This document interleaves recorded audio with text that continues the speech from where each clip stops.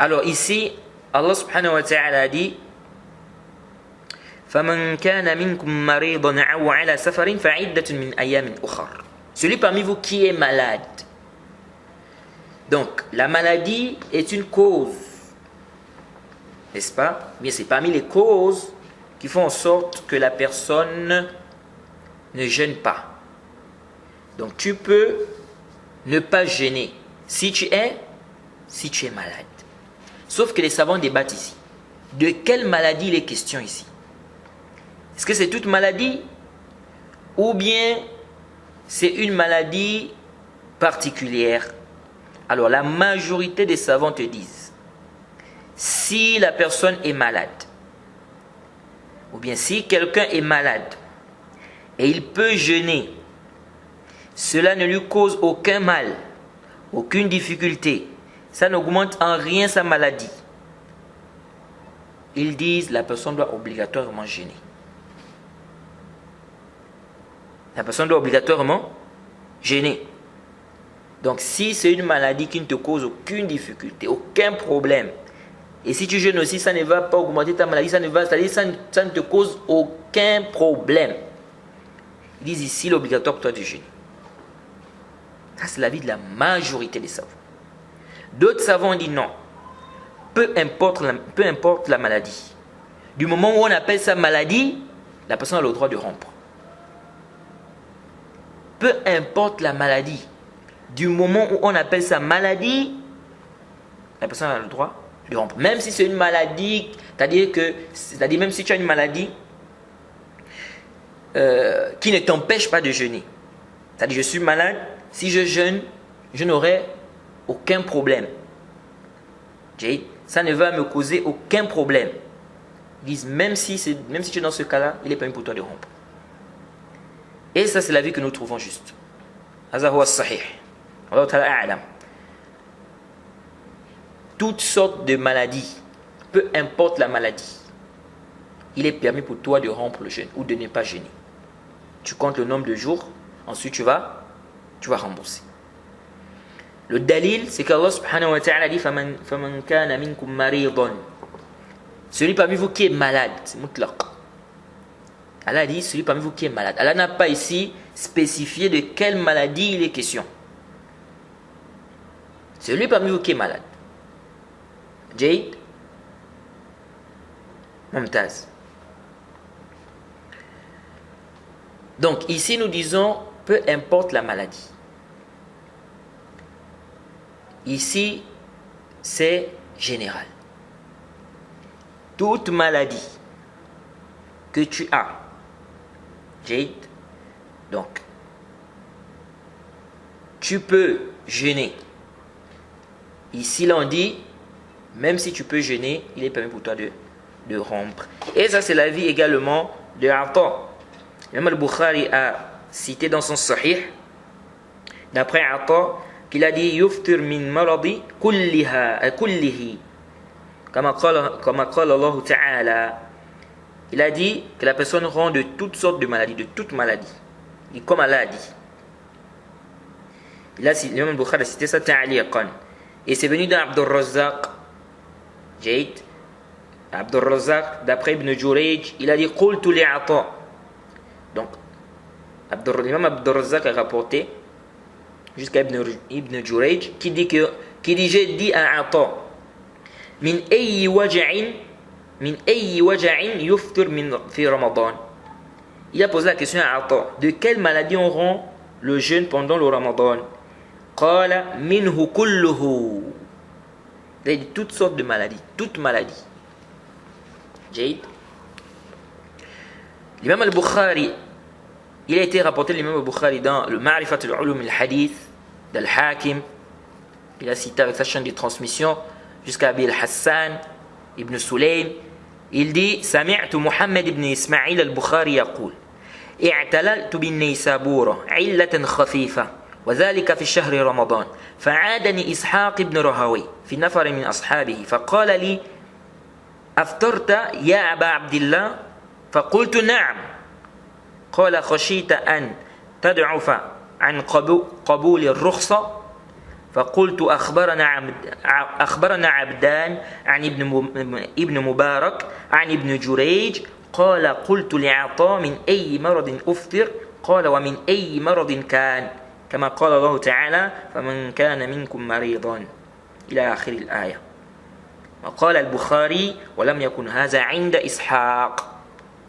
Hassan dit il a entendu Mohammed ibn Ismaïl al-Bukhari, il a entendu l'imam al-Bukhari dire je suis tombé malade. Donc il a entendu l'imam al-Bukhari dire je suis tombé malade à Neissabour. J'ai eu une légère maladie. Il dit c'était pendant le mois de Ramadan. Il dit Ishaq ibn Rahawayh m'a rendu visite avec un groupe de ses compagnons. Et donc il a demandé à l'imam al-Bukhari tu as rompu? Et il a dit oui. Donc Ishaq s'est étonné qu'avec une petite maladie comme ça, c'est-à-dire cette maladie c'est une légère maladie. Donc avec ça tu rends ton jeûne. L'imam al-Bukhari oui j'ai rompu.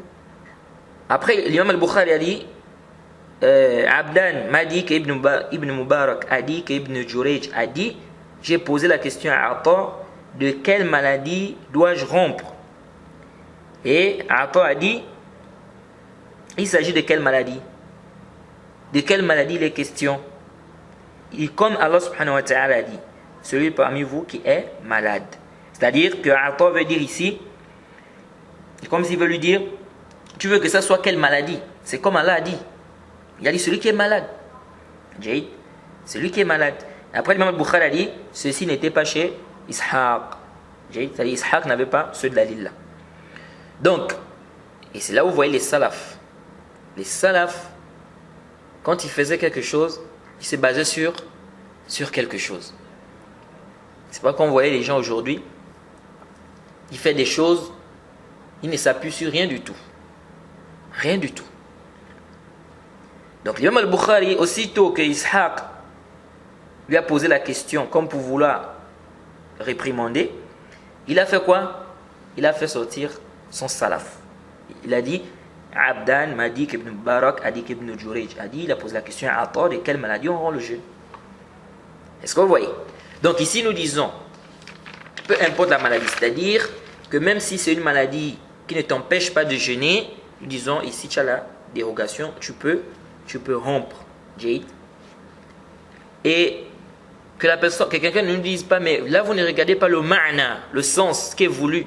Parce que pourquoi on a permis à celui qui est malade de rompre? C'est parce qu'il aura une difficulté pour jeûner. Donc ça veut dire que c'est celui qui a une difficulté pour jeûner qu'on doit demander de rompre. Nous disons, Allah subhanahu wa ta'ala dans le verset a parlé du malade, il a parlé aussi du voyageur. On pose la question à cette personne-là. Celui qui est en voyage, qui ne rencontre pas une difficulté, il a le droit de rompre son jeûne ou pas?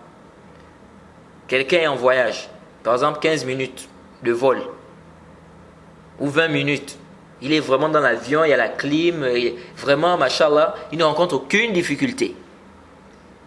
Est-ce qu'ici, il a le droit de rompre son jeûne? Non, il a le droit de rompre. Il a le droit de rompre parce qu'il est en voyage.